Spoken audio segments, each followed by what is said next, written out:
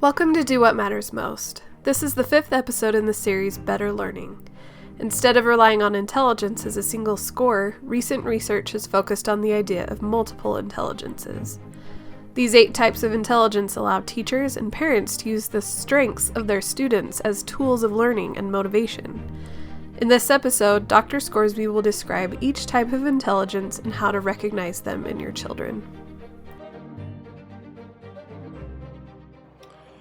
In an effort to help you more effectively teach your children, the programs in the series Better Learning is designed to give you some simple and specific tools.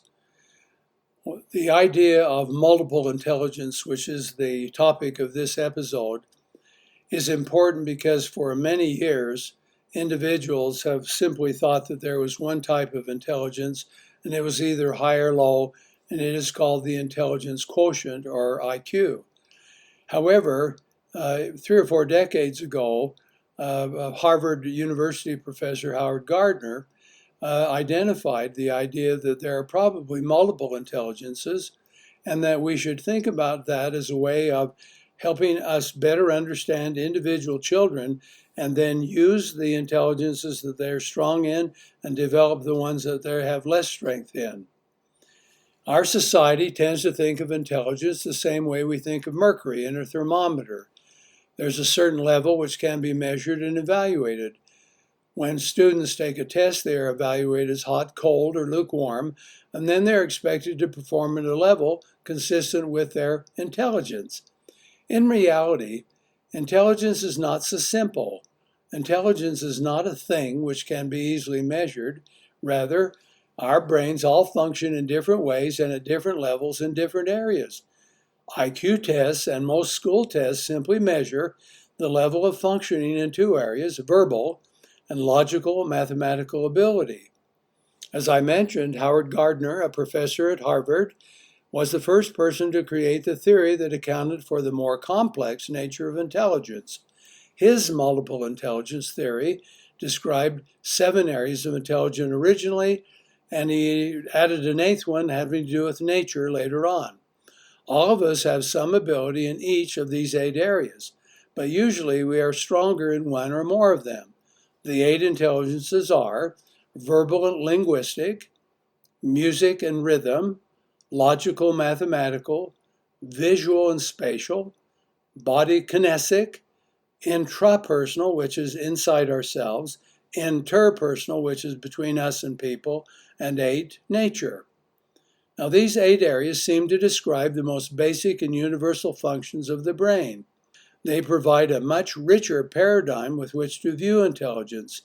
Thinking of intelligence in terms of an IQ test score forces us to limit our understanding of children. That is, in school or at home schools, we will only think of them as high, average, or low.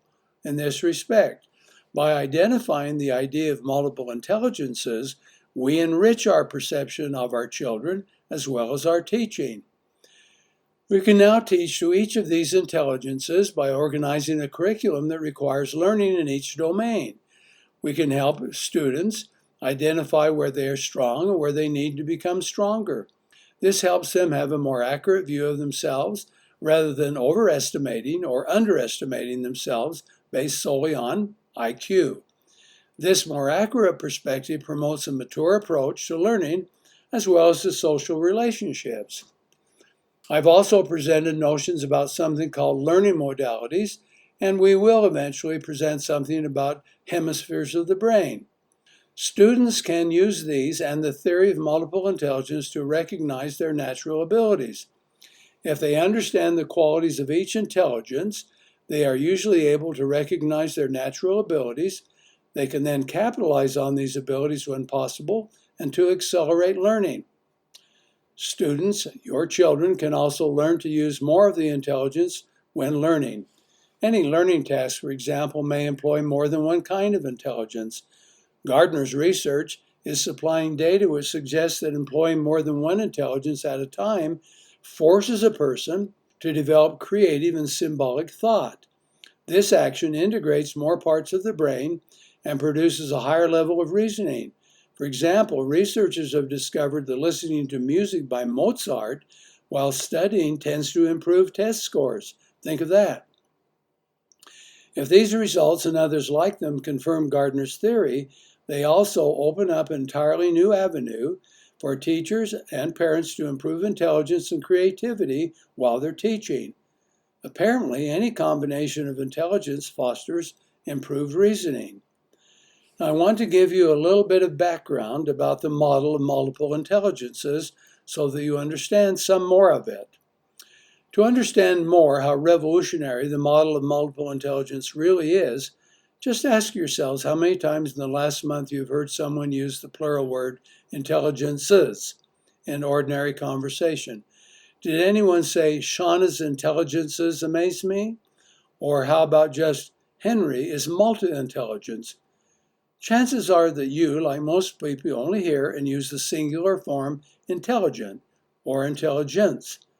Intentionally or not, we tend to define people along a narrow spectrum of dumb to smart. The reason why we generally refer to intelligence in the singular form without specifying the context or skill we mean to admire is that we have been influenced by history to think of intelligence as a thing, a single capacity which one possesses in greater or lesser degree. So instead of as a multi-factor combination of experience, likes, and capacities. Understanding the history of how we came to think this way will help us to understand the model of multiple intelligences. The idea of intelligence, according to our modern intelligence test, took root first in Paris, France, where a school administrator was frustrated by low performance. Some students with low Scoresby reasons were trying the best they could, but simply did not have the talent for academia. Yet he knew that others were certainly capable of high performance, but were lazy, unmotivated, and disinterested. How was he to distinguish the two groups? To answer this question, in 1905 he hired a psychologist, Alfred Binet, to figure out a test that would separate the students according to their capacity for school performance. Binet developed several types of small tests in accordance with his belief that intelligence is a multifaceted construct that includes a variety of skills, abilities, and talents. Binet basically believed in multiple intelligences. However, Binet's answer was considered too complicated for the simple question of which student success was most likely. So he was encouraged by other people to simply create a new evaluation method into a single score, which he did. The test was divided to predict future feature and performance. Since it tested students' verbal and mathematical reasoning abilities, it indeed predicted the students' performance in a school where those subjects would be of chief concern. It seemed like a good idea, and many other psychologists began revising and creating similar tests. Binet combined with Theophil Simon to refine the original score for the Binet-Simon evaluations. The single score was then compared with scores of other kids until an average score for a given age group was determined, and a child could be assigned a mental age. Then, German psychologist William Stern decided to compare the mental age in a ratio to the chronological age of the child, thus yielding a new number which he named IQ, or intelligence quotient. The IQ and modified Stanford-Binet intelligence scales were subsequently imported to America by Louis Terman in 1916. Now keep in mind that this is the source from whence come our biases about the word intelligence. The original tests were not made to measure artistic creativity, musical genius, athletic prowess, interpersonal knack, or other similar products of the human brain and body that are so important to a successful life. The psychometric tests originally existed primarily to predict how well a student would do within a school atmosphere that consisted mostly of reading, writing, and arithmetic. The test accomplished in large part exactly what it set out to do. The unfortunate thing, however, was that the idea of IQ, which was actually just a mathematical ratio, became associated in our minds with the singular concept of intelligence. We practically equated the words intelligence and IQ as though intelligence were as simple as one number score on a pen and paper test. Although the notion of intelligence as a singular, quantitative entity caught hold in the public lingo, other psychologists began to question this definition. Wasn't intelligence a broader, more inclusive concept? To answer the question, in 1921, the Journal of Educational Psychology held a symposium. Therein, 17 leading experts offered interpretation of the word intelligence, ranging from general modifiability of the nervous system to good response from the point of view of truth. After the symposium, some extended the psychometric approach, such as Charles Spearman, who continued to look for the essence of a single, unitary intellectual ability called G for general capacity. Many, however, sought to broaden the definition of intelligence to encompass more human skills and experiences. They thought that the one-dimensional perception of intelligence was extremely limiting. A few of the criticisms of psychometric intelligence tests include: 1. Though such tests do predict school performance to some degree, they do not adequately predict life outcomes. 2. They do not take into account enough racial, economic, and personality factors. 3. Public opinion summaries of the prototypically intelligent person expect very different types of cognitive skills for different age groups, so intelligence cannot be limited to one set of skills. 4. Two people may be considered very intelligent by the general public, even though their traits are extremely dissimilar. And 5. Social cultural contexts demonstrate that what in one environment would be intelligent, in another would be irrelevant. Now, attempting to truly expand the definition of intelligence, a number of psychologists put forth models of multi-dimensional intelligences. One of the most ambitious, J.P. Guilford, extensively identified 180 unique cognitive factors in the structure of the intellect. An approach thus detailed, however, has been criticized as simply too complex for most ordinary applications. Now, Howard Gardner offered his distinctive theory of 8 multiple intelligence in the book's Frames of Mind. Now, what sets Gardner's model apart is a unique set of criteria he used in its development. Gardner had been working with many retarded, exceptional, autistic, and brain-damaged subjects. Excuse me for the word retarded, but that's the word he used. In addition to these, he also noted cultural differences in cognition and even diverse animal cognition. He noticed that certain cognitive capacities seemed to operate separately in the brain, and that brain damage which destroyed verbal ability, for example, did not necessarily destroy musical or spatial abilities. Physical or athletic prowess did not involve the same information processing sensitivities needed for musical intelligence. Someone with little self-awareness or judgment might, in fact, retain amazing numerical abilities. Also, training in one intelligence skill area does not necessarily improve performance in any other, any more than learning vocabulary word teaches someone to draw. So Gardner looked at a variety of skills, capacities, and aptitudes before concluding that at least 8 seemed to operate with relative independence from each other, and these he named the first 7 intelligences and then changed it to 8. And as I've mentioned, they are verbal, linguistic, logical, mathematical, visual, spatial, music, rhythmic, body, kinesthetic, interpersonal, and personal in nature. Gardner asserted that while some school performance will depend greatly on traditional linguistic, that is, verbal, and logical intelligences, post-schooling success, career competency, and happiness probably depends as much or more on the use of other intelligences.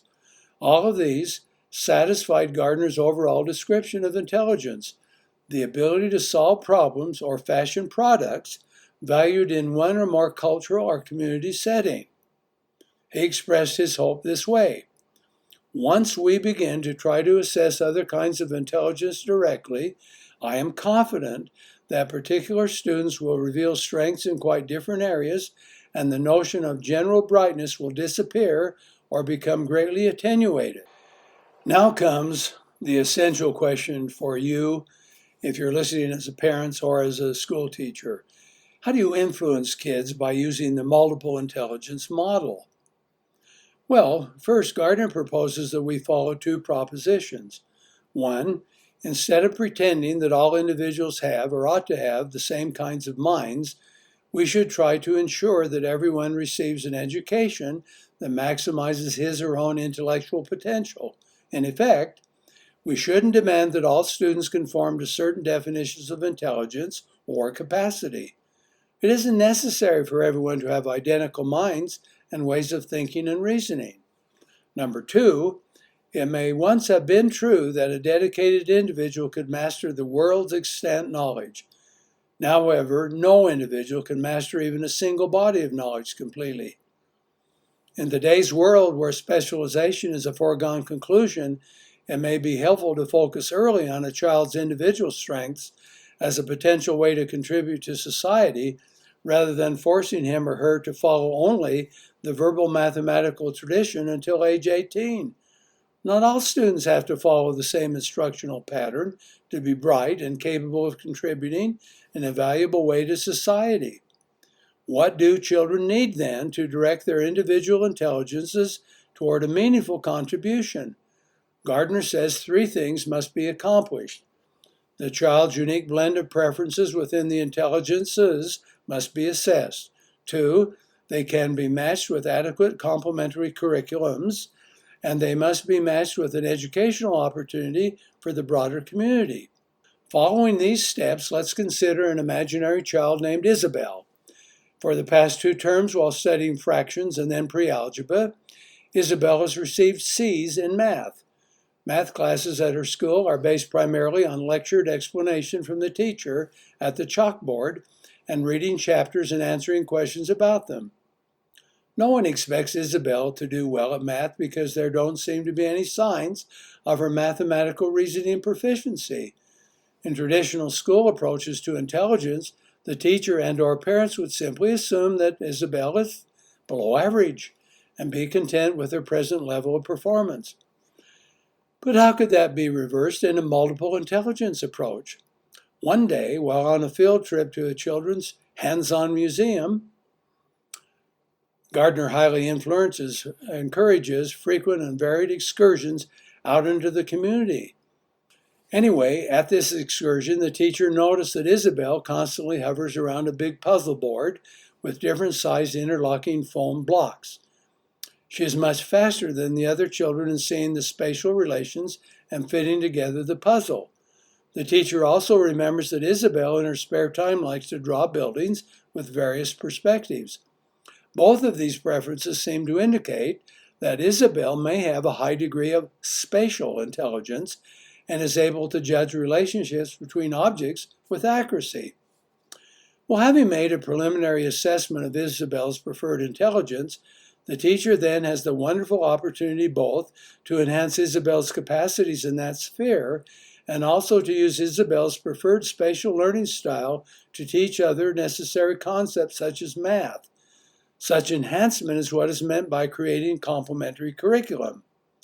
To build upon Isabel's spatial intelligence, this teacher might first want to encourage Isabel's drawing and puzzle solving and let her parents know that she shows promise in spatial cognitive tasks.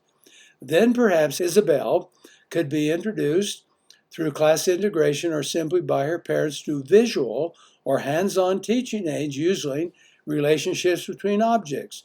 For example, she might be encouraged to produce drawings or moldings as projects instead of writing written responses. Next, so that Isabel could master important concepts in other intelligence domains like math, the teacher might teach fractions by actually letting Isabel cut up a pie in class and dividing and combining the pieces in various ratios. The teacher might also use more geometric figures to illustrate the algebraic concepts, since this will appeal to the visual, spatial learning style which is natural for Isabel. Additionally, Isabel's teacher and parents will want to expose her to all sorts of matching community roles and professions, which demand spatial intelligence. They might take her to tour buildings and talk with architects. They might enroll her in art classes in which she can develop a portfolio of her own creations and be proud of her creative progress and individual intelligence. She might explore map-making, surveying, and graphic design with computers. Well, if Isabel's spatial intelligence is assessed, it can be matched with curriculum and with community roles to prepare her for not only a more successful academic environment, but also a valuable place in society. That's the goal of focusing on multiple intelligences, so the teachers and parents can personalize their teaching and guidance for maximum student potential. A kinesthetic learner might be taught history with a dance or a physical war game instead of with verbal readings. An interpersonal learner might learn her grammar by working on assignments in a team relationship with other students, and so forth. Every child has at least one identified intelligence that can be used productively in the learning process. An understanding of a multiple intelligence can change students' beliefs about their abilities to learn. That would be an amazing thing. Because as it turns out, as you know, schools and the way schools are organized, which mostly are wonderful with dedicated teachers and administrators, are set up so that it defines failure for many students as easily as it does success. By using multiple intelligence, it's possible to help your children identify where they are successful, and then you can match opportunities to learn with those areas. What happens typically is when they feel more successful in those, they're also more encouraged and excited about doing the work in school. If you would like to learn more about multiple intelligence, please go to firstanswers.com, and in the lower left corner you can find a free booklet titled Awakening the Brain's Potential, and you can learn more about multiple intelligences and other cognitive abilities that will help your children learn more successfully. Thank you for listening to this episode of Do What Matters Most, which is sponsored by firstanswers.com, where you can find new tools for families and parents of 21st century kids with a focus on emotional self-reliance. Visit firstanswers.com to sign up for a free newsletter. Find Do What Matters Most on Facebook and our website, mattersmostmedia.org, where you can ask Dr. Scoresby your own questions. Remember to subscribe to stay up to date with new episodes. Give us a rating and write a review on the podcast app or Google Podcasts, and let us know what you think about Do What Matters Most.